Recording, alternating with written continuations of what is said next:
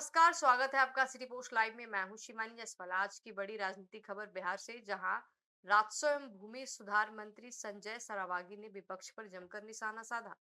उन्होंने कांग्रेस पार्टी, राहुल गांधी और विपक्षी गठबंधन इंडिया पर कई तीखे सवाल खड़े किए हैं।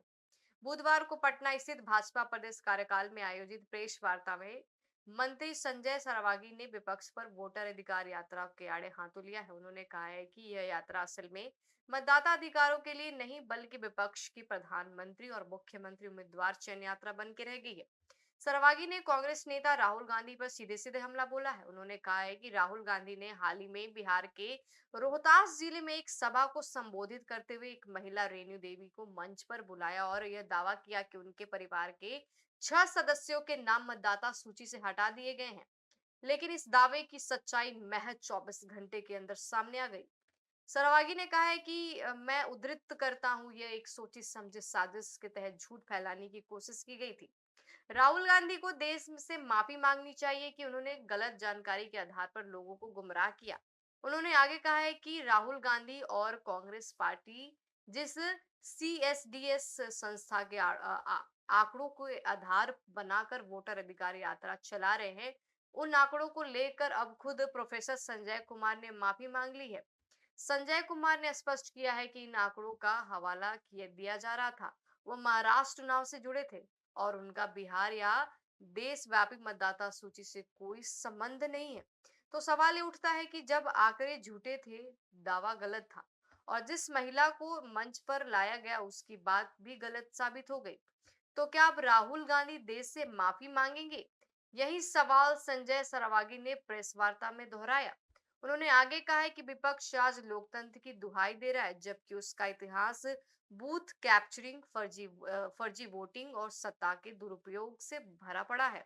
इस संदर्भ में उन्होंने तृणमूल कांग्रेस के सांसद कृति आजाद से एक पुराने बयान का जिक्र किया, जिसमें कृति आजाद ने कहा था कि उनके पिता पूर्व मुख्यमंत्री भगवत आजाद बूथ कैप्चरिंग के जरिए चुनाव जीता करते थे।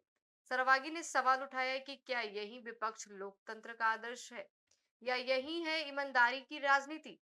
प्रेस वार्ता में भाजपा के मीडिया प्रभारी दानिश इकबाल और यह प्रभारी सूरज पांडे भी मौजूद थे। दोनों नेताओं ने राहुल गांधी से और विपक्ष पर तीखे प्रहार किए।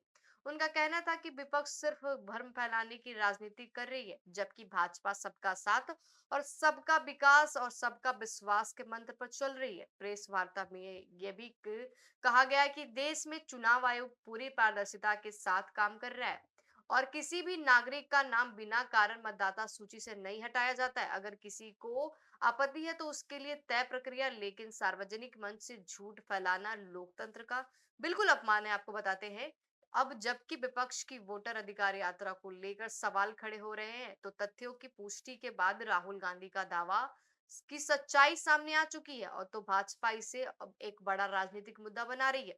राजनीतिक गलियारों में चर्चाएं तेज है कि आने वाले दिनों में भाजपा इस मुद्दे और आक्रामक तरीके से उठाएगी, खासकर तब जब 2025 के बिहार विधानसभा चुनाव और 2029 के लोकसभा चुनाव की तैयारियां शुरू हो चुकी है।